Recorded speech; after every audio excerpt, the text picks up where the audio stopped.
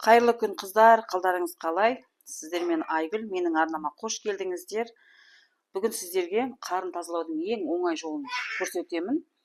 Ыстық суға салып қырсаңыздар да болады. Егер де шұғыл түрде тез арада қарынды тазалау қажет болса, онда әкті аласыздар да, мінекей әктің суы. Осы әктің суын аласыздар да, құясыздар маған. Құясыздар да, бір 5-10 минут қойып қоясыздар. Батып тұру керек. Жақсы батып тұр. Мінекей өйстіп 10 минутқа қойып қойыңыздар. 10 минуттан кейін қазір қабығы тез-ақ алынатын болады. Мінекей 5 минут уақыт өтті. Тақия қарын мен қатпарлы қарынды бөлек алып аламыз. Енді мына үлкен қарынымызды қырамыз. Мінекей өздігінен алына береді.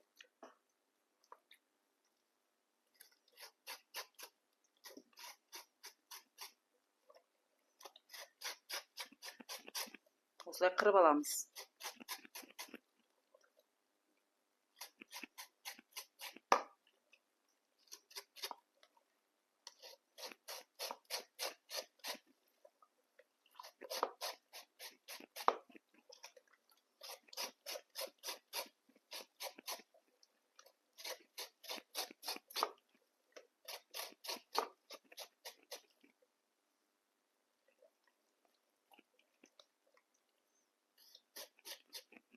Өте оңай алмады. Көріп тұрғандарыңыздай.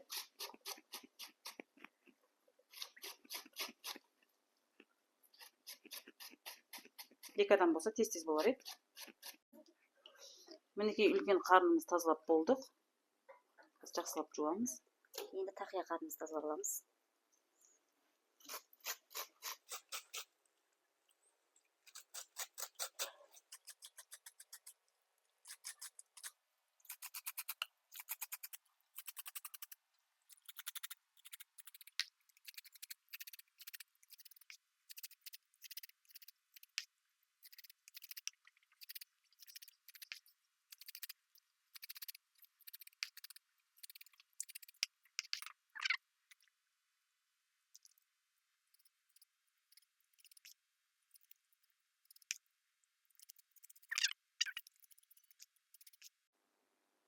Мінекей бәрін жуып тазалап алдық. Енді үлкен қарнымызды, тақия қарнымызды, қарыншаны, қатпарлы қарынды бірнеше мәрте құрай суда жуып аламыз.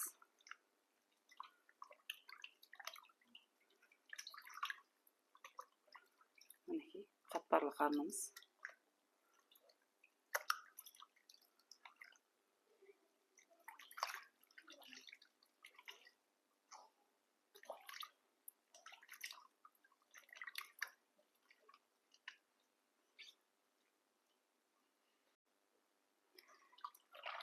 Мінекей тақия қарнымыз.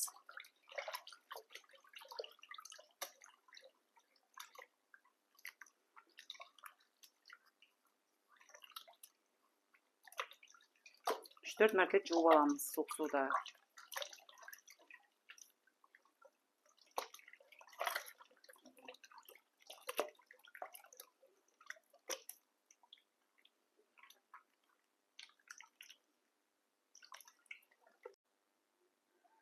Қыздар, келіншектер, мінекей қарнымыз дайын. 3 қайтара жуып алдым. Мінекей ешқандай жерінде қалған жоқ. Тап-таза аппақ қардай. Мінекей үлкен қарнымыз да тап-таза. Тақия қарнымыз да мінекей. Ешқандай жерінде қылпық қалған жоқ, қараңыздар. Мынау қатпарлы қарын. Мінекей әр қуысын тазалап шықтым. Сіздер де жасап көріңіздер үй жағдайында. Сіздермен болған Айгүлектің асханасы ұнаса, лайк басып, пікір қалдырып кетіңіздер.